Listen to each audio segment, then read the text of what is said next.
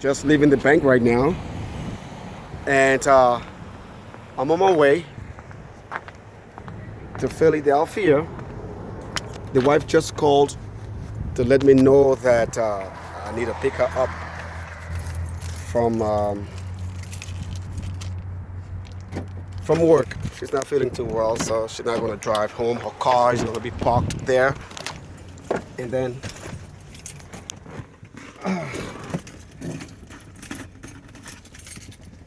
pick her up and drop her home. So that has actually altered my day's plan. You see, I don't care what I'm doing except I am at work. And even at that, if I'm at work, well, depending if I'm working within the state of New Jersey or around the surroundings of Philadelphia area, other than that, I'm always away into far distant lands in the United States, or these United States, and I may not be able to get to her as quickly. But if I'm within the New York area,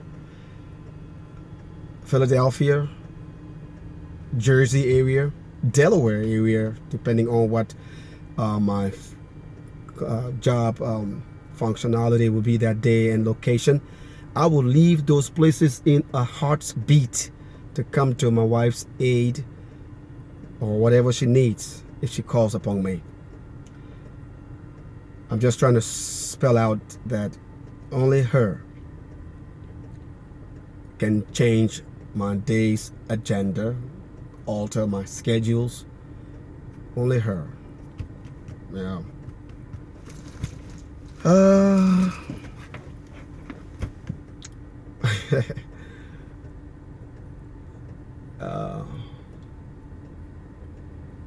Well,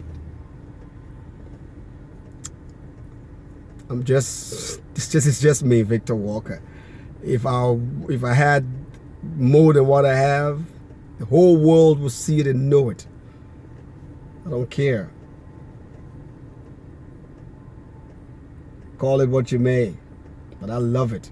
There was a time in my life I never thought I would have even had $100 US dollars. I remember in 1992, or better yet 91, towards the end, after the war had subsided a little bit, the first phase, there was a friend of mine, he's passed now, may his soul rest in peace, brother Jermaine Verdia, very close colleague of mine. We lived together, slept in the same room together, ate together. We just did about everything together. Now, for those of you who's funny and crooked, foolish gay stuff, when I talk about everything together, you'd be like, oh wow, he's gay too, and be feeling good about it. Yo, shame on you.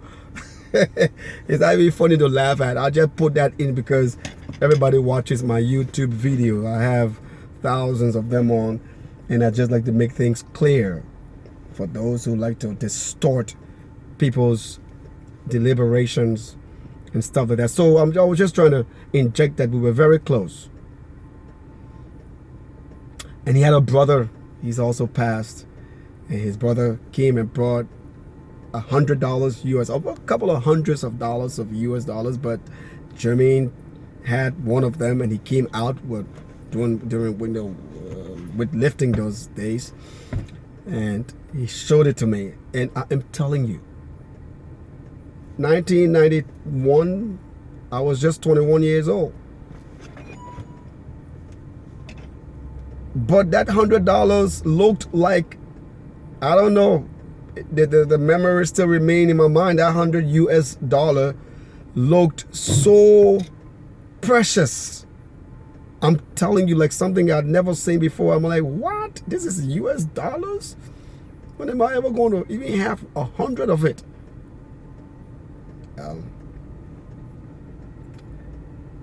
Those were tough days, hard days. Well, fast forwarding, times passed. And then I began to work with the United Nations, UNIMIL at the time, and then I began to have hundreds of dollars, US dollars. Then I began to have thousands of US dollars. when my baby and God brought us together, I had a box, a big box. I used to save money in, both U.S. and Liberian dollars. And I remembered I had saved up like close to, I think it was about around 8,000 United States dollars, and those were money those days, a lot of money, and almost 40,000 US dollars, Liberian dollars I had in the box. Yeah, things were good those days. But got a boy called Gadier who we brought wheelbarrows, 2 of them, put a lot of stuff in it for him to sell and make money for himself and us. Gadier had access to our room, and our wedding was just coming up at the time. Oh boy, Gadier stole the money. He took all the US dollars, and he left a few hundreds of the liberties there for us. All that money went that I saved. But I'm just trying to say that I thought I would have never had cash as I do these days. Now today, it's another story.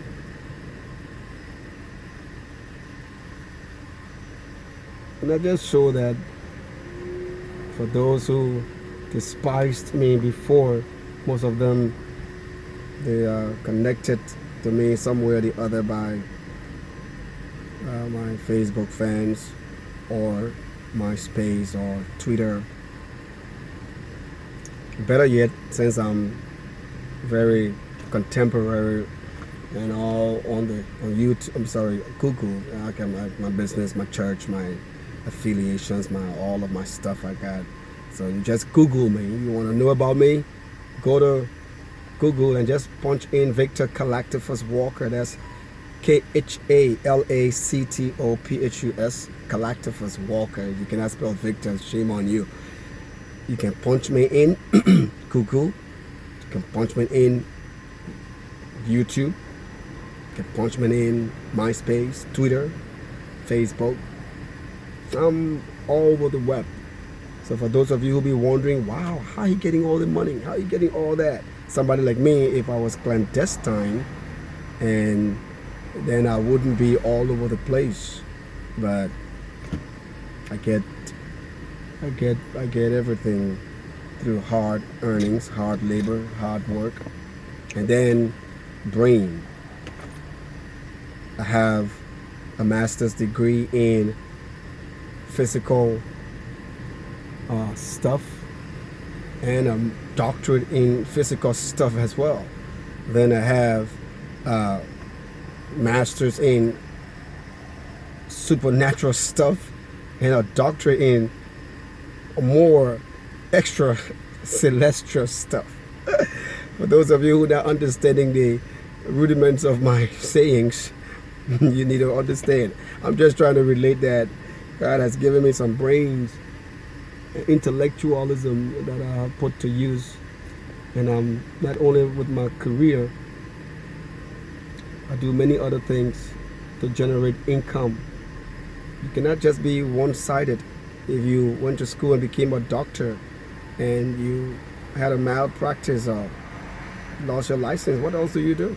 You want to do doctorate stuff, doctoral stuff. So now you're stuck. But I've been the person that will want to know this and that and that. So if this doesn't work, that will work, and the other will work, and the other will work. That's why I thrive this way. Yeah. By the grace of God. Everything is by the grace of God. But the grace of God plus your intelligence, your wisdom, farsightedness, responsibility, integrity, uniqueness, commitment, devotion, fear for God. All these things come together and make you a perfect man. Man of substantiated factuality. Yeah. So And that way your wife doesn't suffer. She doesn't lack anything. Your kids, if I forget the kids, I like them, but I make sure that everything, they'll get the rest. But my wife makes sure she gets everything she needs.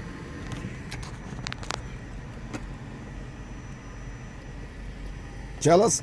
Get jealous all you want. I don't care. Mark, say all you want to say, but that's it. That's the only woman I brag about. All the time. She's become my mother now.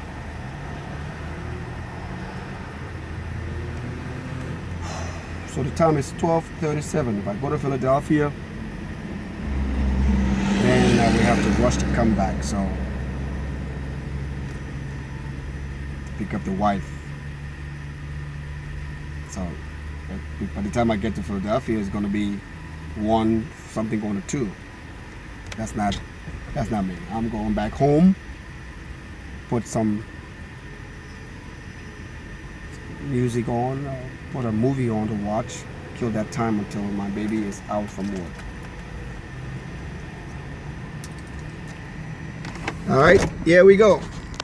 Leaving the bank. Leaving the Bank of America.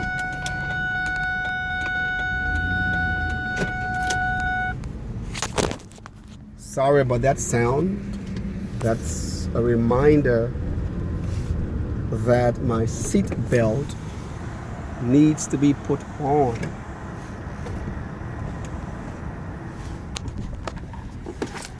All right, here we go.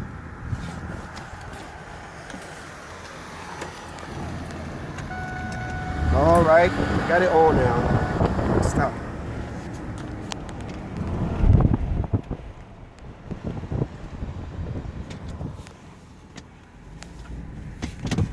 Oh, can't do it.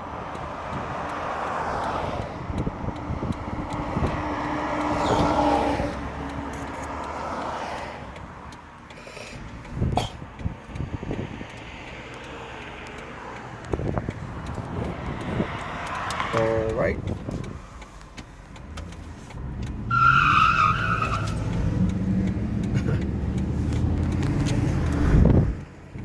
By the way, that sound wasn't mine. It was from some guy who thought I was turning very slow and he wanted to make a point. He was upset.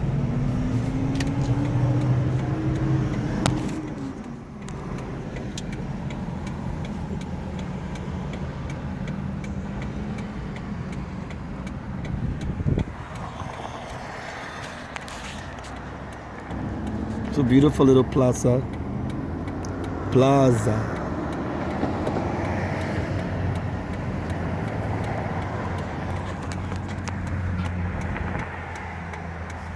Oh, let me put some music on. To vote, if not.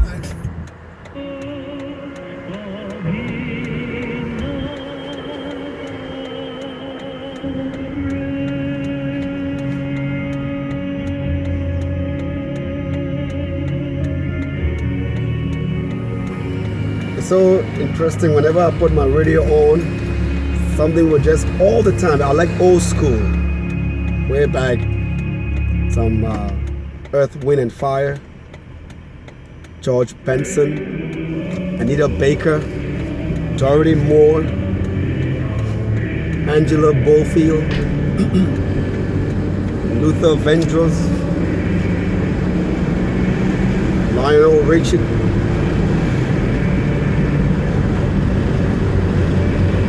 Gregory Albert,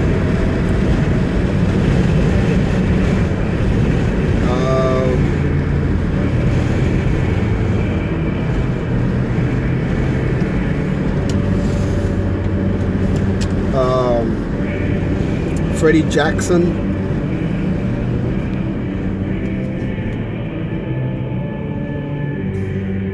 New Edition, Mr. Telephone Man. Is something wrong with my line? Yeah.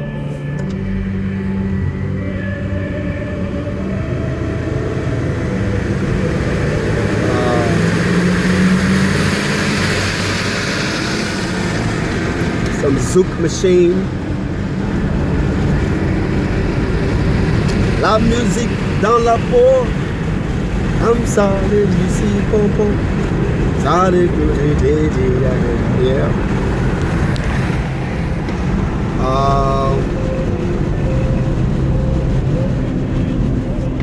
A lot of oldies, but what I'm trying to say, yeah, I was just trying to think on most of the names.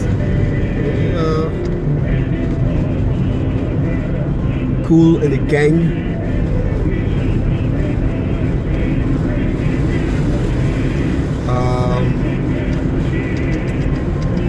And many more. But whenever I put my radio on, I'm just always redirected to family radio, gospel, all the time. Now when I'm home, I may put the CDs or I'll go to YouTube, but once I'm in my car driving, it's just I have to put it on, and then even if I'm going to turn it off, it's going to come on before any other stations that play my oldies. Just wanted to add that God is always first in everything I do.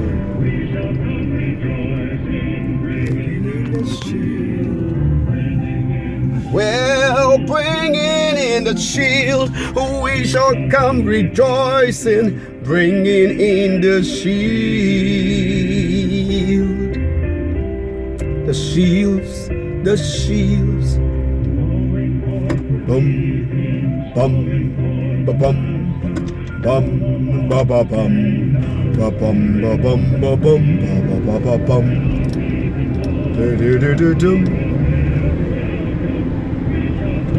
Rejoicing, bringing in the shields, bringing in the shields, bringing in the shields. We shall come rejoicing, bringing in the shields. Bring, bring, bring, bring, bring. Oh, rejoicing, bringing in the shields.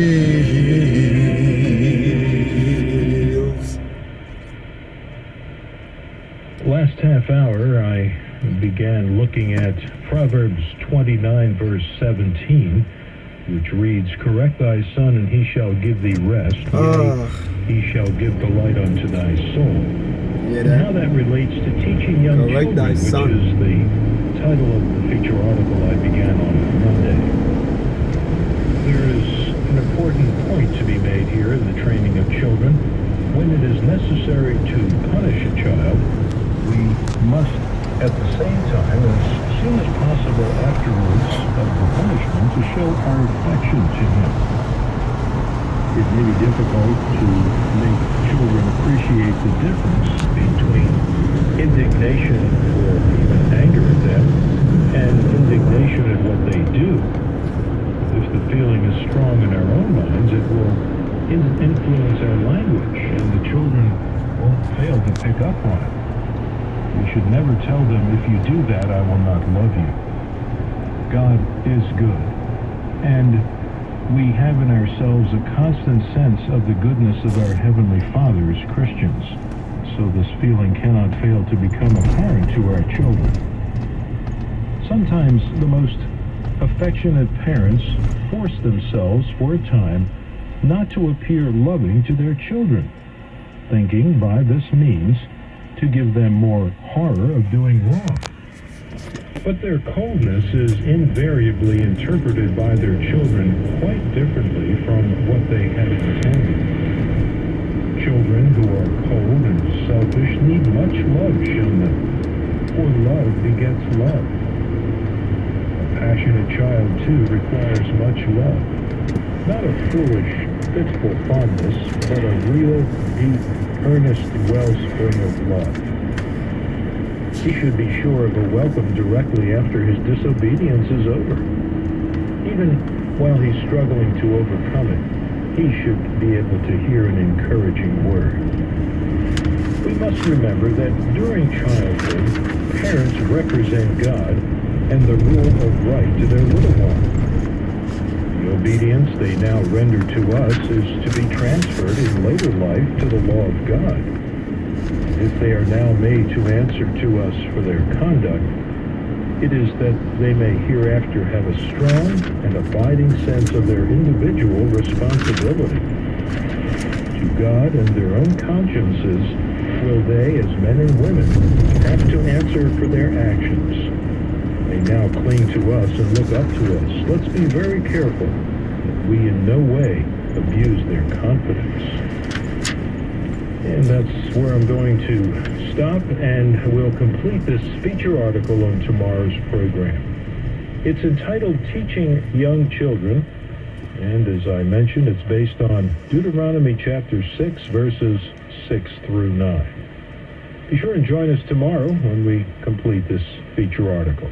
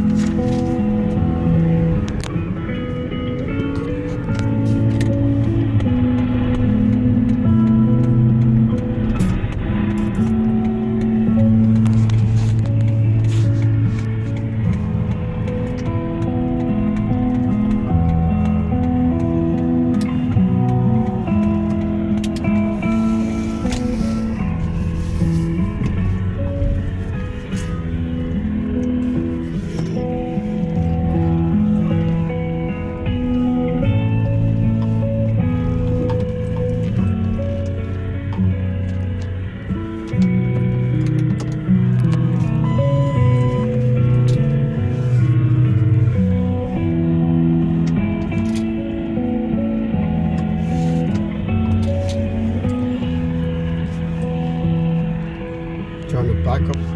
All right, people, signing up. Gotta take some documents somewhere for this company. I'll be back. In your ears, in your ears. I love you, Lord, and I lift my voice to worship you, oh my soul. See, I can't even leave. I gotta wait until this finishes. Take joy, my King, yeah, in what you hear. Oh yeah, let it be a sweet sound. And oh, let it be a sweet sound.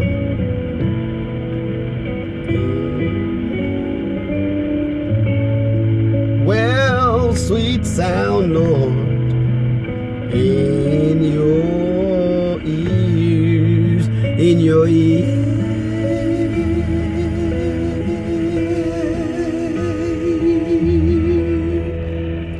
All right, ciao. I love you, Debbie.